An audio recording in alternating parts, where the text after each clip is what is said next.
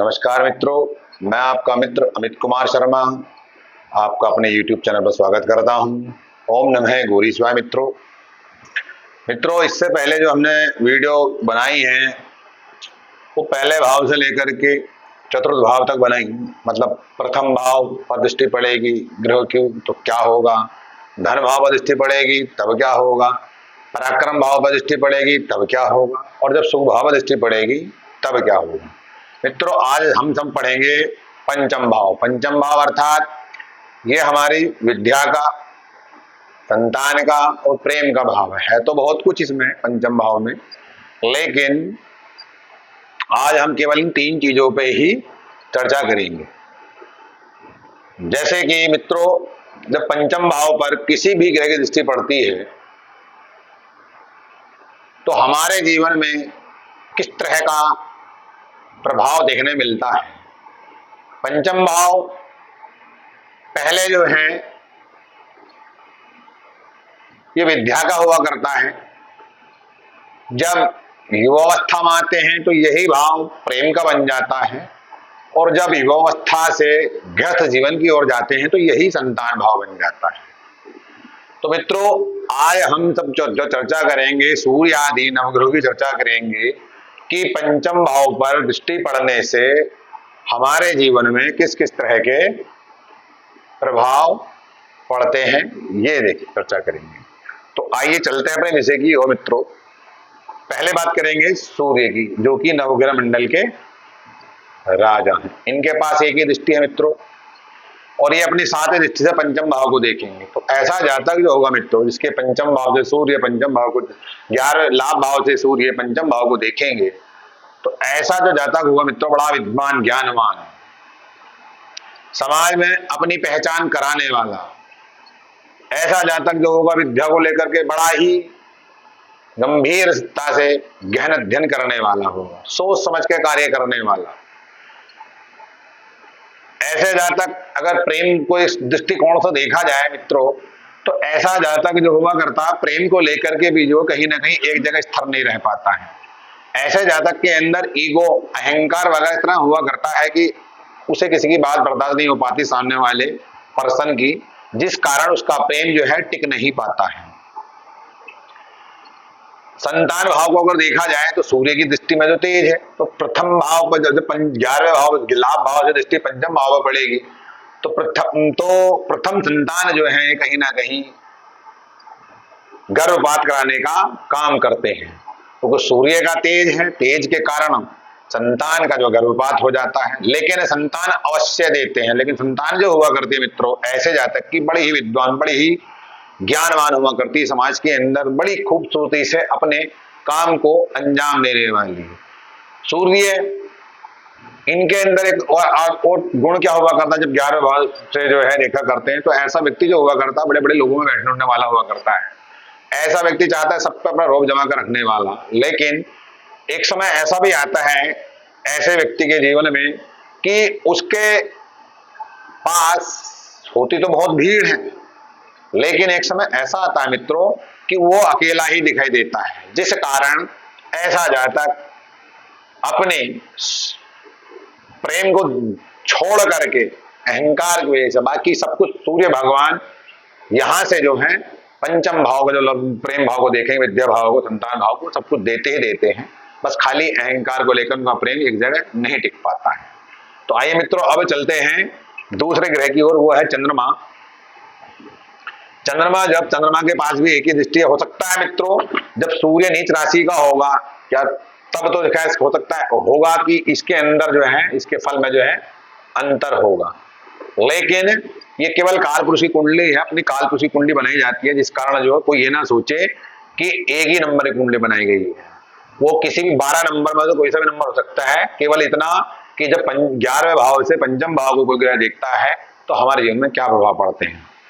चंद्रमा जब पंचम भाव को देखेगा तो ऐसा जातक जो होगा प्रेम करने वाला, कल्पनाशील, लेखन कला में विशेष निपुण, कुशाग्र बुद्धि हुआ करता है। ऐसा जातक जब चंद्रमा लाभ भाव से पंचम भाव को देखता है, चंद्रमा कुशाग्र बुद्धि होने के साथ साथ ऐसा जातक के जो है संतान पक्ष भी जो है भगवान की कृपा से अच्छा हुआ करता, संतान को लेकर चंद्रमा से कोई परेशानी हमारे जीवन में नहीं हुआ करती है।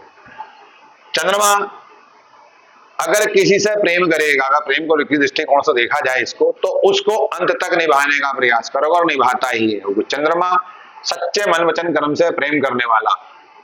लेकिन ऐसे व्यक्ति के अंदर एक बात हुआ करती है कि ऐसा व्यक्ति क्लास में अगर हो तो वो, अगर कोई विद्यार्थी या कोई अदर पर्सन किसी काम को 2 या 3 घंटे में करते हैं, जब चंद्रमा पंचम भाव को यहां से देखते हैं तो उसी काम को वह जातक चाहता है कि मैं आधे घंटे में 20-30 मिनट में इस काम को निपटा दूं।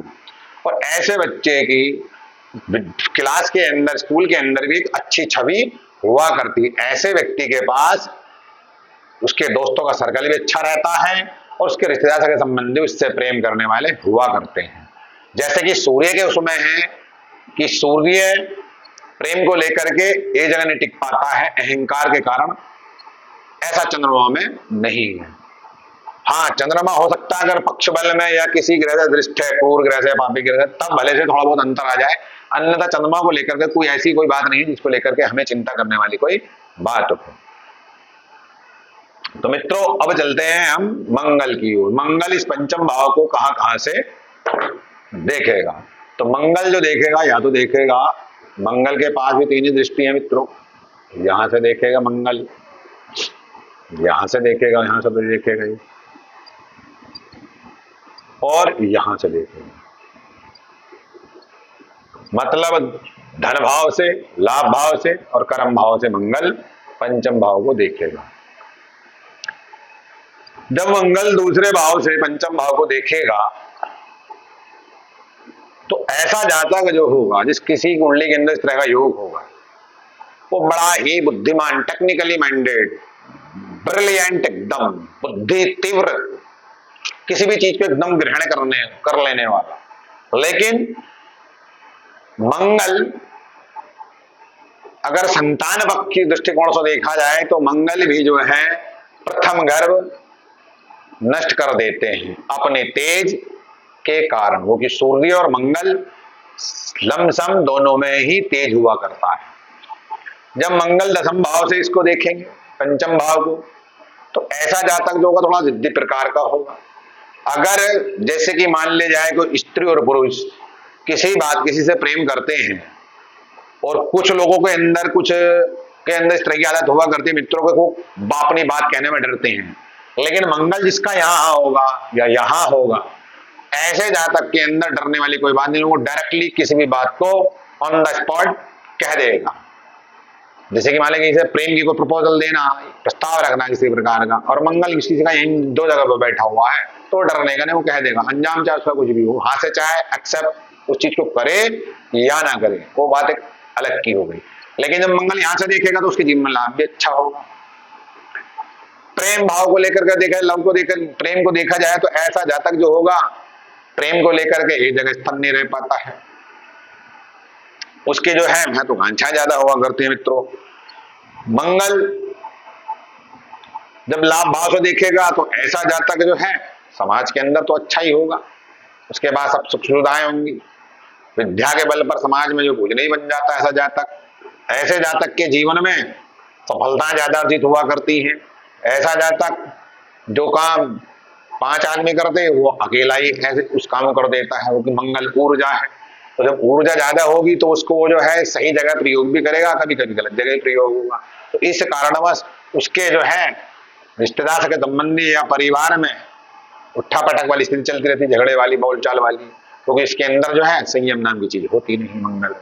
लेकिन महत्वाकांक्षी ऐसा जातक हुआ करता है। प्रेम दृष्टिकोण हुआ या विद्या दृष्टिकोण हुआ या फिर लाभ दृष्टिकोण हुआ, मंगल अगर यहां से देखेगा तो उसके जीवन में लगभग ये सब चीजें होंगी ही होंगी। मित्रों, अब चलते हैं हम बुध की ओर, जो कि नवग्रह मंडल में युवराज है। बुध के पास भी एक ही दृष्टि है मित्रों। वो देखेगा कहां से? 11वें भाव से जब बुध देखेगा,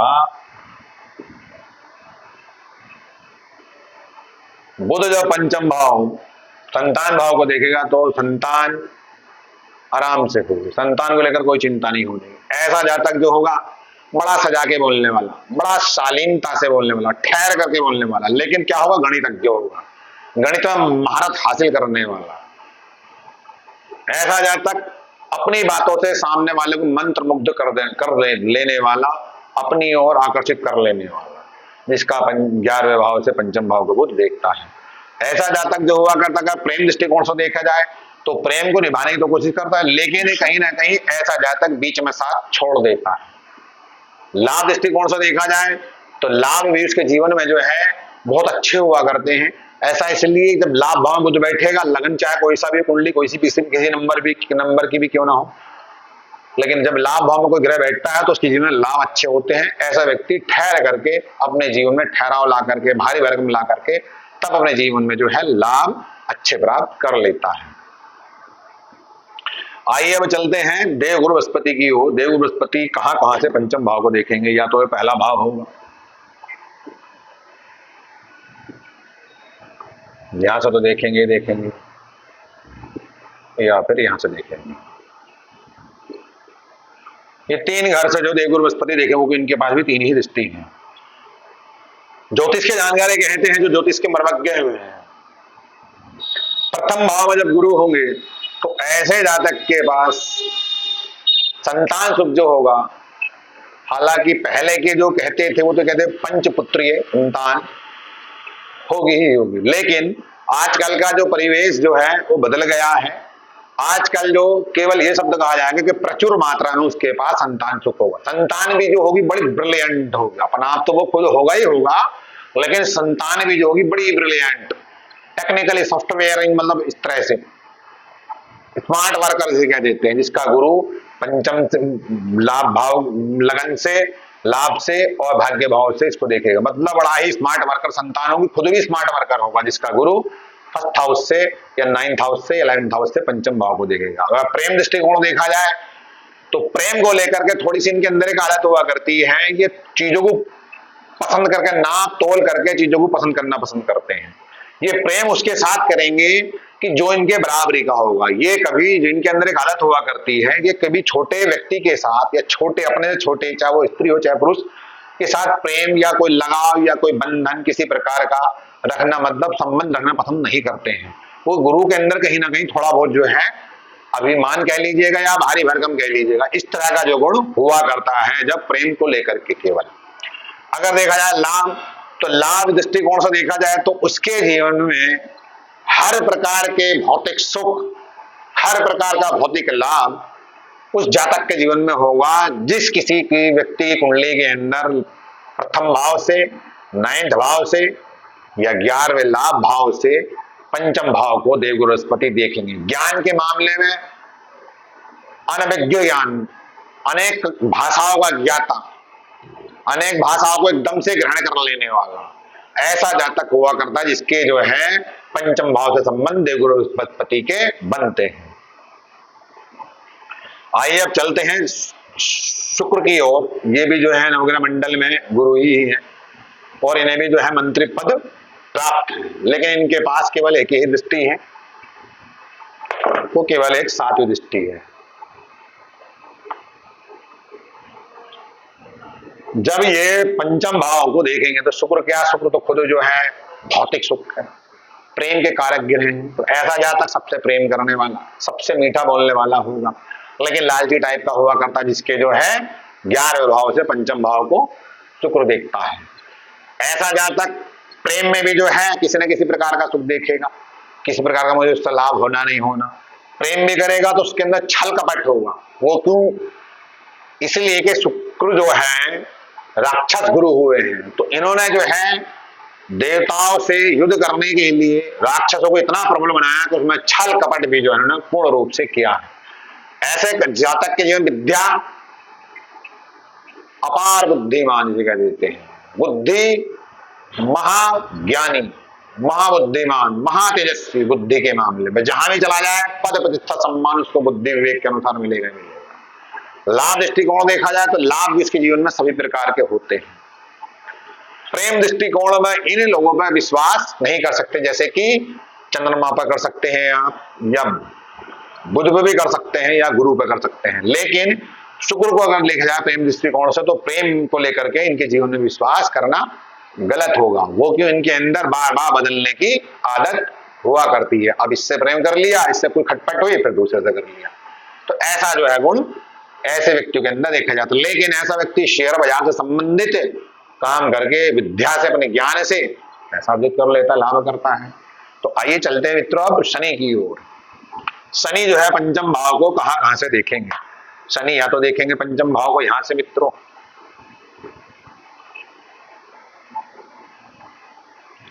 यहां से तो देख ही रहे हैं, या फिर यहां से देखेंगे शनि।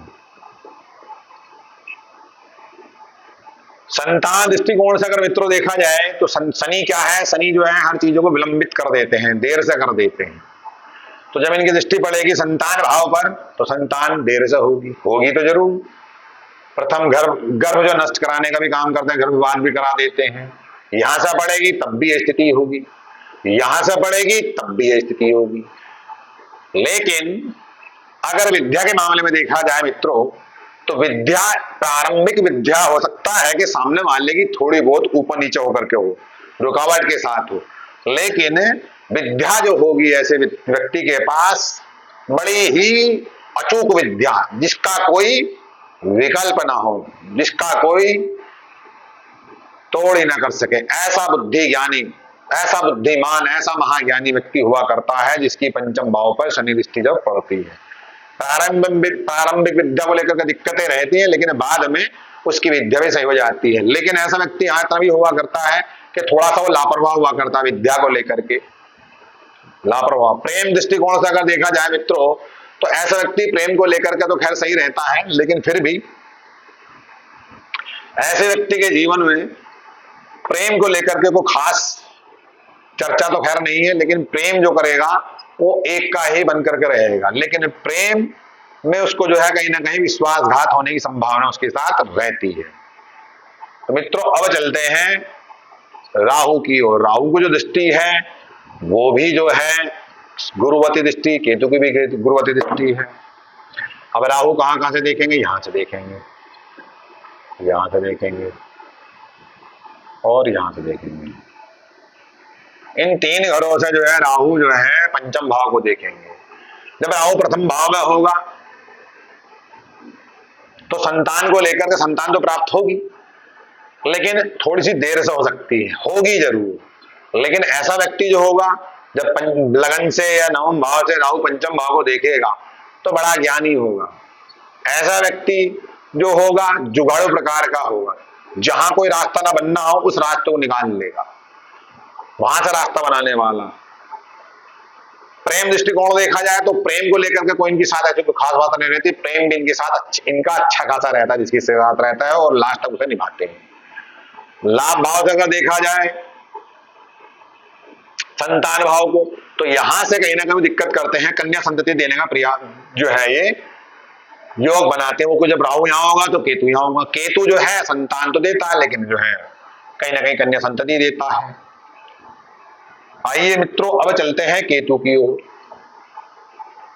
केतु जब इन्हीं घरों में होगा तब क्या होगा, केतु भी यहां से ही देखेगा।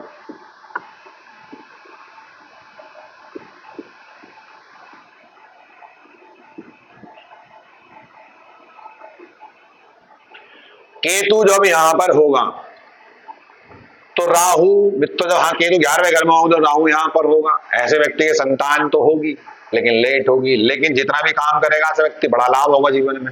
हालांकि केतु को 11वें घर में अच्छा नहीं माना गया, क्योंकि जब केतु 11वें में होगा तो पंचम में राहु होगा। प्रेम को लेकर के ऐसा व्यक्ति जो होगा धोखाधड़ी करने वाला होगा, प्रेम में धोखा देने वाला। भाग्य भाव से देखेगा केतु तो कहीं ना कहीं उसको जो है संतान प्राप्ति होगी, लेकिन थोड़ी सी लेट होगी। जब लगन से केतु देखेगा तो यहां पे जो संतान प्राप्ति होगी बड़ी उत्तम प्रकार की होगी।